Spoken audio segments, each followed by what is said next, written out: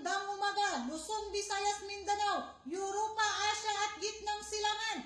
Ito na naman si Yajo, ang peking reporter na maghatid sa inyo ng mga nakakaloka, nakakawindang at peking balita.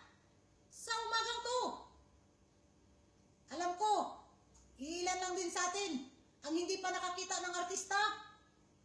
Ako hindi pa ako nakakita ng artista dahil 33 anyos na ako. Hindi pa ako nakakita kung anong itsura ng artista. Baka sa susunod na buwan, makakita na talaga ako ng artista. Sana umasa na makakita ng artista. First time in my life for 33 years.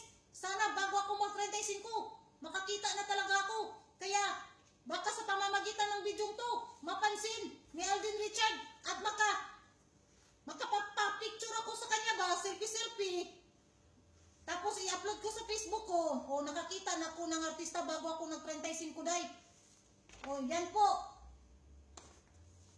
Fans po ako ng Kaliserye ni Yaya Dab at Alden Richard. Pero si Alden lang daw ang pupunta dito sa Qatar. Kaya pupunta ako. Mula ngayon, magpapakabait ako sa amo ko. Hindi ako susuway sa mga utos nila. Kahit pagod na ako, yes ako ng yes para payagan ako sa January 8. Yan po, sa January 8 daw, Alden Richard. Sino po ang mga fans ni Alden dito? Dahil magkita-kita tayo. Kahit nandun lang tayo sa malayo, pwede na. Pero ito po, para po to kay Alden, Sir Alden, o Richard Frog, ano bang apelido mo? Basta, Richard, Alden Richard.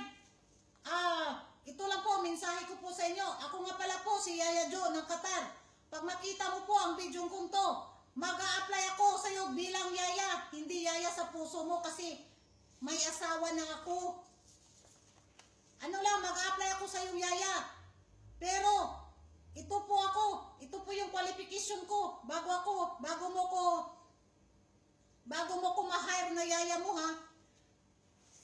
Kailangan mo po na maraming vacuum sa bahay mo. Kasi, madali akong makasira ng mga gamit.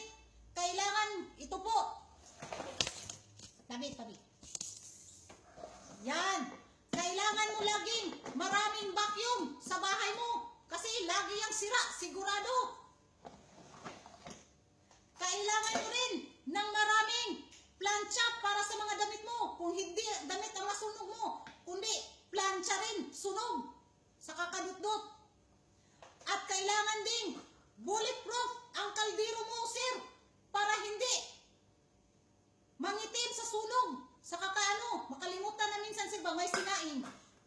At kailangan palaging handa yung mga kagamitan mong panglinis, kasi kahit ano to, bakal, ano bang tawag nito, aluminum, hindi ko po alam kung ano to, o yan, putol. Ganyan po ako. Pag nagtatrabaho, halos lahat ng gamit sa bahay ng amo ko, sira.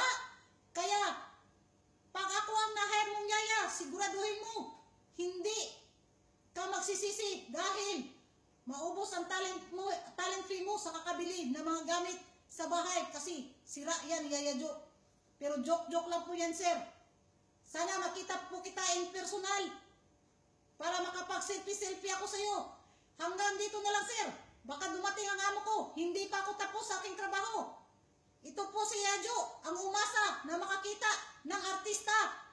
Hanggang sa susunod na pagulat, ito po ang peking reporter na naghatid sa inyo ng isang peking balita. Wa pa kuka. Akong tanong sa ubing, wa pa naluto.